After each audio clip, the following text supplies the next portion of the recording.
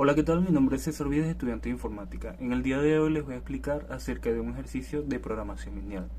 Pero antes de empezar, quiero darles una definición acerca de lo que es. Y el método simple consiste en resolver problemas de programación lineal, en donde debemos optimizar todos nuestros recursos de manera más eficiente. En ella intervienen lo que son dos o más variables de decisión. Y el método simple, su importancia es que nos permite localizar de manera más óptima la solución de un problema entre los puntos de extremos de un problema de programación lineal. Ok, para empezar con el ejercicio vemos que se trata de maximizar z, que es igual a 4x1 más 3x2, sujeto a las siguientes restricciones, que vienen siendo la primera restricción, x1 más 3x2 menor o igual a 150. La segunda restricción es 2x1 más 4x2 menor o igual a 100. Y las restricciones no negatividad x1 y x2 mayor o igual a 0. Ok, antes de empezar lo que tenemos que hacer es despejar todos estos coeficientes y variables al lado de z, quedando de la siguiente manera. Al pasar todos esos coeficientes y variables quedarían todos negativos y sería z menos 4x1 menos 3x2 igual a 0. Lo siguiente que tenemos que tener en cuenta son estas reglas que nos permiten ver si nuestro ejercicio, qué tipo de variables le vamos a agregar para convertir lo que viene siendo las restricciones en igualdades. Estas reglas nos van a permitir, como les digo, convertir las restricciones en igualdades y de pasarlas de inecuaciones a ecuaciones. Si su ejercicio tiene la desigualdad de mayor o igual, entonces se le agregaría una variable de exceso negativa y una variable artificial positiva. Si su ejercicio tiene igual en las restricciones, tenemos que agregarle una variable artificial. Y si tiene el tipo de desigualdad menor o igual, hay que agregarle una variable de holgura. Como vemos que nuestro ejercicio tiene las variables, la desigualdad menor o igual, se va a utilizar lo que es la variable de holgura para convertir las restricciones en igualdades, quedando de la siguiente manera. Vamos a ordenar cada una de las restricciones de esta manera para colocar de esta manera las variables de holgura y así poder estructurar lo que son las columnas en la tabla simple, que la veremos más adelante.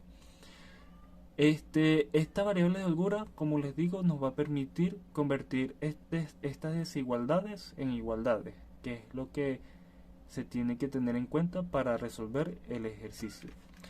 Y también colocamos abajito la función objetiva de esta manera. Una vez obtenido estos datos y organizado nuestras restricciones, vamos a pasar a lo que viene siendo el cuadro simplex. De esta manera quedaría la estructura de la tabla simplex, que sería z como la primera columna, x1, x2, las variables de holgura se representan con la letra S, S1 y S2, y tenemos lo que es el resultado de la restricción, que viene siendo estos. Ok, y tenemos como filas las variables de holgura S1, S2 y la función objetiva. Ok, de esta manera quedaría lo que es la estructura de la tabla simplex. Y luego lo que tenemos que hacer es pasar todos los coeficientes de cada una de las restricciones a esta tabla. ¿Cómo lo hacemos? Quedaría de esta forma. Por ejemplo, tenemos la primera restricción, vamos a pasar la variable z. Como vemos que no tiene variable z, quedaría como valor 0. La segunda columna, que es x1, buscamos x1, vemos que tiene el coeficiente 1, se sobreentiende, por lo tanto queda 1. Más la columna 3, la tercera columna, que es x2, vemos que su coeficiente tiene valor 3. La cuarta columna, que viene siendo la variable de holgura, vemos que tiene coeficiente 1. Como aquí no tenemos nada, que es la quinta columna, la variable que sería la variable de holgura, quedaría como valor 0. Y el resultado de la restricción, que es el coeficiente del resultado, sería valor 150, como dice aquí. Así con cada una de las restricciones, quedando de esta manera. Vuelvo y les explico, por ejemplo, en la función, en la restricción o en la función objetiva, al final, quedaría como, vemos que la variable z tiene el coeficiente 1, por lo tanto, pasamos el valor de 1. Vemos que en la segunda columna de x1, buscamos x1, tiene valor menos 4. La tercera columna es x2, tiene valor menos 3. Y todos los demás tienen, como no existen variables, quedan todos como 0. Ok, el siguiente paso es ubicar en este cuadro la columna pivote. Y la columna pivote se saca buscando el menor valor de la función objetiva. Nos ubicamos aquí en z, en la fila, y buscamos el menor valor de esta fila. En este caso es menos 4. Subrayamos y este sería nuestra columna pivote. Ahora bien, para sacar la fila pivote sería dividir la constante de la restricción entre la columna pivote.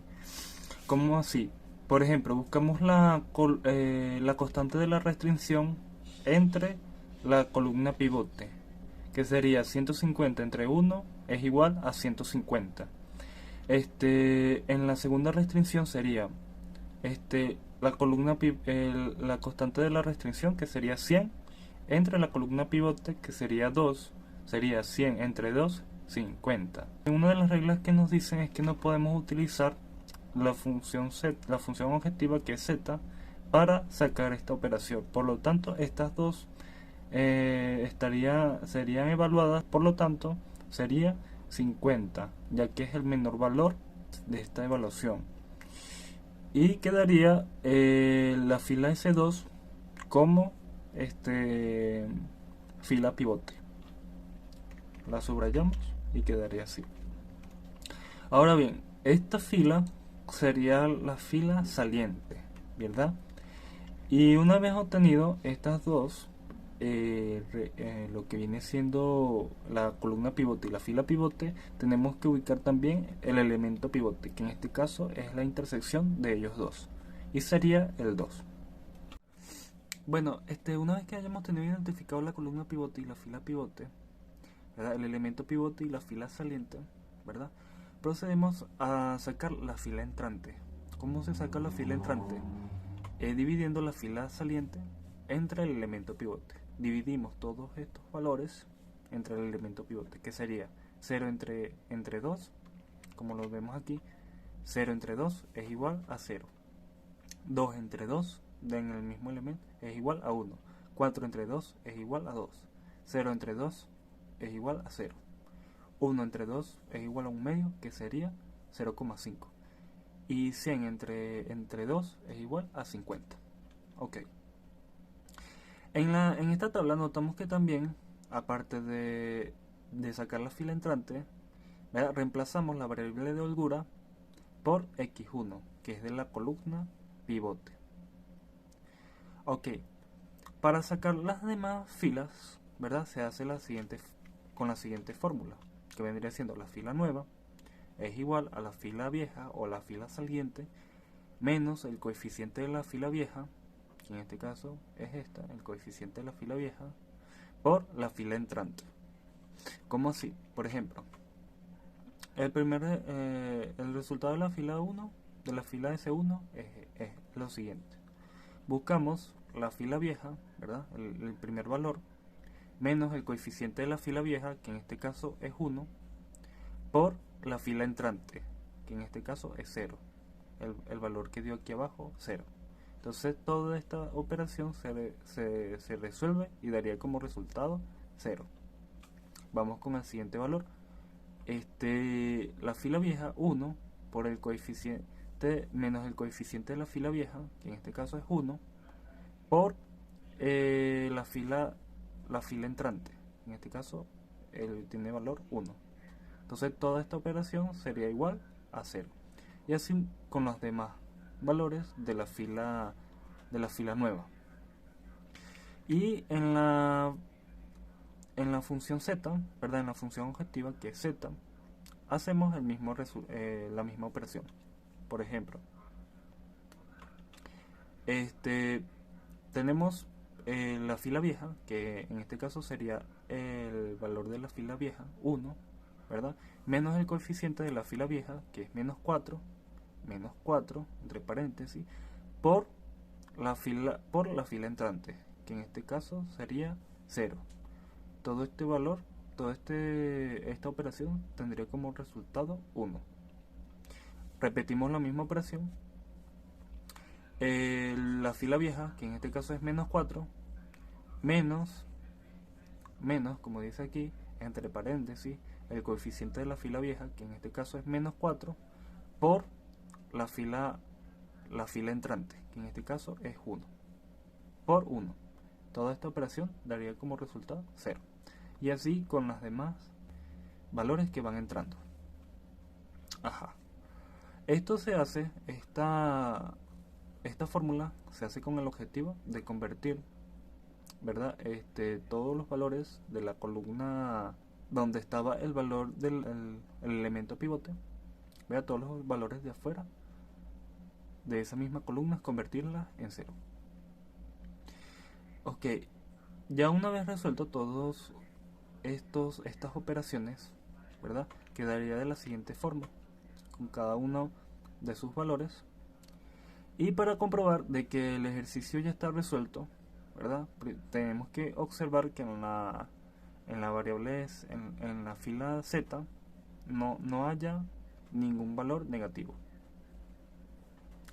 Si hay un valor negativo, tendríamos que repetir el mismo procedimiento anterior, ¿verdad? De encontrar el valor negativo en la fila z, el valor más negativo, y hacer todo ese procedimiento que expliqué al principio, ¿verdad? Pero como no vemos ningún valor negativo en la fila z, ya el resultado, ya el ejercicio termina aquí. Y entonces la solución óptima de z es igual a 200. ¿Cómo comprobamos de que el ejercicio está correcto? Bueno, reemplazamos el valor de x, que dio aquí como resultado 50, en la función objetivo, quedando de la siguiente manera. Si resolvemos esta ecuación, nos daría como resultado 200. Y como dice la tabla, z tiene como resultado 200. Por lo tanto, el ejercicio está correcto. Y bueno, eso sería todo. Gracias. Hasta luego.